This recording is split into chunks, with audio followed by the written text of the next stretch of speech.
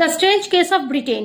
তো strange case of Britain কেন বলা হয়েছে? কারণ ব্রিটেন ইউনিফিকেশনের পিছনে একটা লং ড্রন হিস্ট্রি ছিল।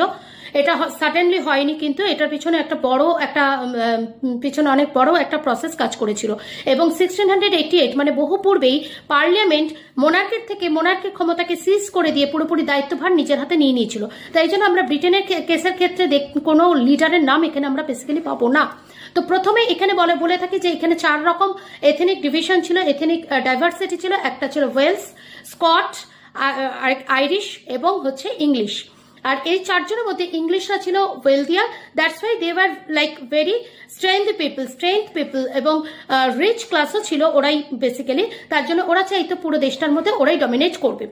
তো প্রথমে 1707-এ অ্যাক্ট অফ ইউনিয়ন করে স্কটল্যান্ডকে প্রথমে ওরা কলোনাইজ করেছিল বা স্কটল্যান্ডের উপর কবজা বানিয়েছিল এবং স্কটল্যান্ডকে বিভিন্নভাবে প্রেশারাইজ করে তাকে তার নিজস্বতা বা তার যে স্কটল্যান্ডের যে নিজস্ব ল্যাঙ্গুয়েজ, নিজস্ব ড্রেস, এগুলোকে তাদেরকে সাপ্রেসড করে দেওয়া হয়েছিল। এবং এভাবে স্কটল্যান্ডকে জুড়ে নিয়ে তারা তৈরি করেছিল United kingdom of great Britain.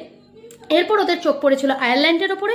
আয়ারল্যান্ডের ক্ষেত্রে সেম ভাবে ওরা একটা ডিপ্লোম্যাটিক ট্রিক্স খেলেছিল। এরা সবসময় ডিভিশন অ্যান্ড রুল এই ধরনের পলিসিটি ইউজ করতো ব্রিটেনরা।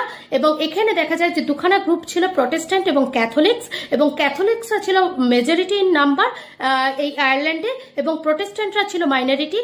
এরা কি করেছিল, ইংরেজরা কি করেছিল বা ব্রিটেন কি করেছিল, এই প্রটেস্ট্যান্টদের সাহায্য নিয়ে ক্যাথলিক্সদের হাঁটাবার চেষ্টা করেছিল। এবং এখানে ক্যাথলিকের একজন রেভলিউশনারিজের নাম পাওয়া যায়, যার নাম হচ্ছে উলফটন। সে চেষ্টা করেছিল কিন্তু তার চেষ্টা ফেলিওর হয়েছিল এবং আলটিমেটলি 1801-এ আয়ারল্যান্ডকে জুড়ে ব্রিটেন ইউনিফিকেশন কমপ্লিট হয়েছিল। Thank you very much. I think this video will help you for your upcoming exam. Thank you.